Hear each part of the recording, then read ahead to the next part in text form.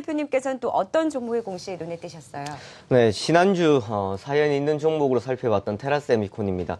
테라세미콘 전일 공급 계약 체결이 나왔습니다만은 과거에 에피 시스템이 나왔던 것처럼 백지 공시가 나왔습니다. 사실 지금 백지 공시가 나온다고 하더라도 투자자들 크게 놀라지 않는 모습입니다. 그만큼 몇 번 나왔었기 때문에 그럴려니 하고 넘어가는 공시다라고 보실 수 있는데요. 하지만 우리가 여기서 좀 중요하게 살펴봐야 된다라는 점은 2017년 6월 8일까지 계약 기간이 되어 있다라는 점입니다. 지난주 AP 시스템 말씀드리면서 말씀드렸던 포인트가 지속적으로 계약 기간 늘어난다라는 점은 지속적인 수주가 나타난다라는 점을 우리가 볼 수가 있겠고요. 투자가 이어진다라는 점을 또한 중요하게 살펴보시면 될 것 같습니다.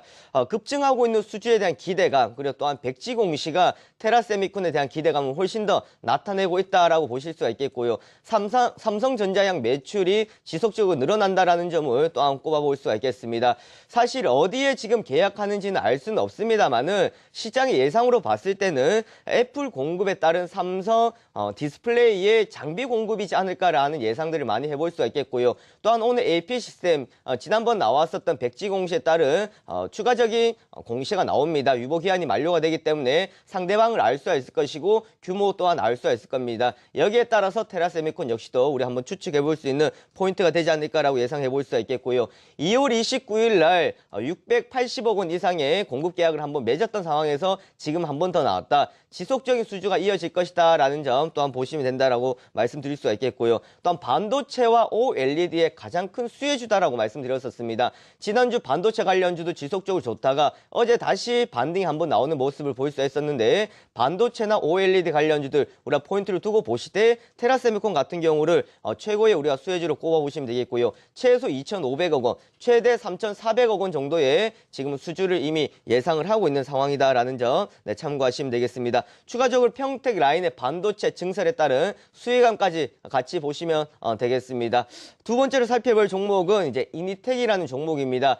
사실 지금 시대적으로 봤을 때 우리가 정보 보안 참 중요하게 생각하고 있습니다만은 관련주들에 대해서는 우리 투자자들이 많이 모르는 상황인 것 같습니다. K사인이나 이니텍 이런 정보 보안 쪽에서 가장 큰 관련주로 보실 수가 있겠는데요. 금융 서비스 및 통합 보안 관리 솔루션을 제공하는 업체이고 또한 KT그룹에 소속이 되어 있습니다. 자, 전일 공시가 나왔던 내용은 150억 규모의 전산 시스템 공급 계약이다라는 상황이었는데요. K뱅크라고 해가지고 올 초에 이제 출시가 되었었던 핀테크, 그러니까 인터넷 은행의 관련이다라고 보시면 되겠습니다. 핀테크 사업의 최대 수혜주다라는 것은요, KT그룹 핀테크 사업에 따른 수혜이다. KT 계열사다라고 말씀드렸었고요. 지속적인 이러한 수주가 이어질 것으로 예상이 되고 있는 포인트입니다. 또 하나는 K뱅크 인터넷 전문은행 구축 프로젝트에 참여하고 있다는 점은 앞으로 지속적인 포인트 우리가 두고 보시면 될 것 같고요. 또한 처음에 제가 말씀드렸다시피 디지털 시대에서 상당히 중요한 것이 바로 보안입니다.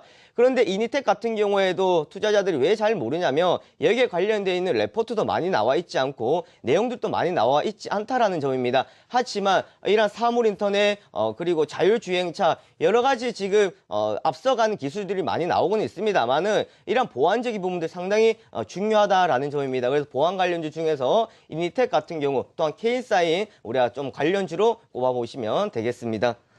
네, 전일 인터넷이 K뱅크의 전산 시스템 구축을 수주했던 이니텍, 또 관련해서 핀테크 사업 최대 수혜주로 꼽아주셨고요. 또 그리고 백지 공시를 냈던 테라세미콘도 반도체 관련해서 또 수혜주로 종목을 지정해 주셨습니다. 대표님은 또 어떤 종목이 사연 있다라고 보셨어요? 네, 역시나 건강 참 중요한 것 같습니다. 바이오시밀러 그러면은 지금 투자자들 많이들 알고 계실 텐데요. 오리지널 약 같은 경우에는 약도 비싸고 하지만 바이오시밀러 복제약이기 때문에 가격도 많이 저렴하고 우리가 많이 또 앞으로 사용할 수 있는 그런 약이지 않을까라는 생각들을 해볼 수 있겠습니다. 먼저 이야기 드려야 될 것은 삼성 바이오로직스에 대한 이야기를 드려야 될 것 같습니다. 어제 상장을 위한 킥오프 미팅을 이제 실시를 했었던 상황이었고 이제 본격적인 상장 절차가 거의 마무리 단계에 접어들었다라고 보실 수 있겠습니다. 2011년 이건희 회장이 앞으로 여기에 대한 진출을 하겠다라고 선포를 하고 난 뒤에 5년 만에 이제 거둔 성과다라고 보시면 되겠고요. 이재용 부회장 역시 앞으로 반도체에 버금가는 바이오로직스 쪽으로 우리가 투자를 하겠다라는 것을 포부를 밝히고 있다라는 거 볼 수 있겠습니다. 그러면서 여기에 따른 관련주도 지속적인 이야기가 많이 나왔었고요. 사실 2010년도, 2009년도에도 이야기가 나왔습니다만은 지금은 이제 현실적으로 우리가 접근하고 투자해야 되는 시기이지 않을까라는 생각들을 해볼 수 있겠습니다. 관련주 두 종목을 볼 수 있는데 먼저 바이넥스입니다. 바이넥스는 바이오시밀러 급성장에 따른 수혜주이다라는 건데요. 삼성 바이오로직스에 따른 당장의 수혜주다라기보다는요, 이쪽에 캐파가 커지면 커질수록 관련주들이 조금 더 수혜를 입을 것으로 예상이 되고 있는 상황들입니다. 국내 주요 CMO 기업으로 생산 시설을 갖추고 있지 못한 그런 바이오 기업의 의약품 위탁 생산하는 업체다라는 것을 보실 수가 있겠고요. 또한 기술 경쟁력과 설비, 노하우를 보유하고 있기 때문에 지속적인 관련이 된다라는 점 참고하시면 되겠습니다. 또한 하나케미칼로부터 오성 공장을 이제 인수를 했다라는 점, 이것이 가동이 이제 2분기부터 돌아가고 3분기에 제대로 가동이 된다 그러면 조금 더 많은 양의 생산을 해낼 수 있다라는 점을 또한 보시면 되겠고요. 레미케이드 바이오시밀러 성공 가능성입니다. 이거는 니치이코 제약이라고 해가지고 일본의 이런 판매 1위 제약사인데요.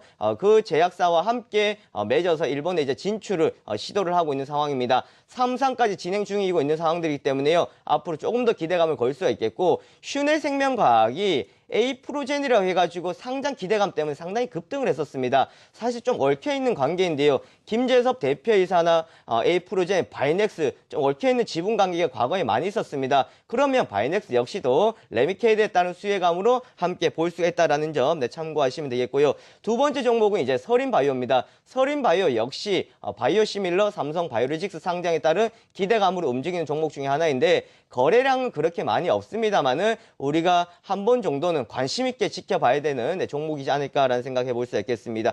이건 역시 지속적인 바이오 인프라 투자에 따른 기대감이다라고 보시면 되겠고요. 과거 삼성 바이오로직스의 시약을 공급하면서 조금 더 관심을 받았었던 상황들이었습니다. 기자재, 생산 원료 등을 만드는 기업이다라는 건데요.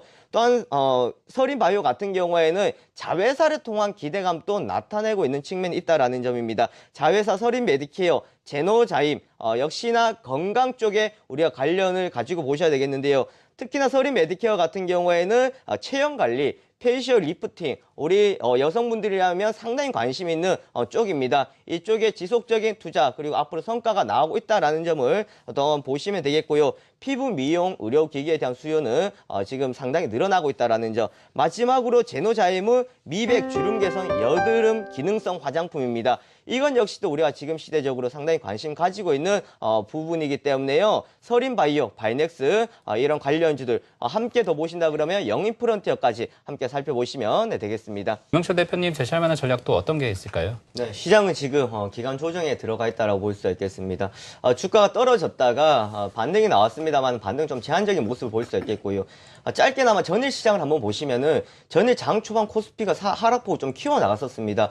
투자자들이 상당히 좀 놀랬었던 상황들이었습니다만은 시간이 지나면서 주가는 반등이 나왔었고, 외국인들은 선물과 현물에서 양매수가 들어왔다라는 점을 봤을 때에 초반보다가 뒷심이 그래도 지켜주고 있구나라는 것을 우리는 좀 한 번 더 살펴봐야 되지 않을까라는 생각들 해볼 수 있겠습니다. 즉 초반에 지금 떨어지는 것은 크게 우려할 필요가 없다라는 점, 우리가 좀 장 후반에 갔을 때에 올려준다라는 거 봤을 때에 위로도 막혀 있습니다만은 하방도 경직되어 있는 지금 시장은 좀 제한적인 흐름으로 흘러가고 있다라고 보시면 되겠고요. 그리고 개별주의 변동성이 확대가 되고 있다라는 점입니다. 지난 주말부터 어제까지 보시면은 좀 소형주들의 움직임들이 좀 지지부진한 모습들을 볼 수가 있었습니다. 그만큼 떨어지는 것에 대해서는 민감하게 반응을 하고요. 올라가는 것에 대해서는 상당히 둔감한 모습을 볼 수 있었다라는 건데요. 그만큼 개별주의 움직임들도 한 바퀴 돌지 않았나라고 보실 수가 있겠습니다. 그런 측면에서 본다 그러면은 이미 조정을 받은 업종들 좀 관심을 볼 수 있을 것이다라는 부분들인데요. 제약이나 그리고 화장품 쪽 보시면은 어제 견조한 모습들을 보여줬었습니다. 특히나 한미약품이나 또한 녹십자, 그리고 일양약품, 또한 종근당 같은 경우에 흐름들이 양호했다라는 것, 이미 조정을 받고 시장에서 어느 정도 한 단계 평가를 거친 자리가 되었기 때문에요. 무리 없이 우리가 접근할 수 있는 자리다라는 것을 또한 우리가 보시면 되겠고요.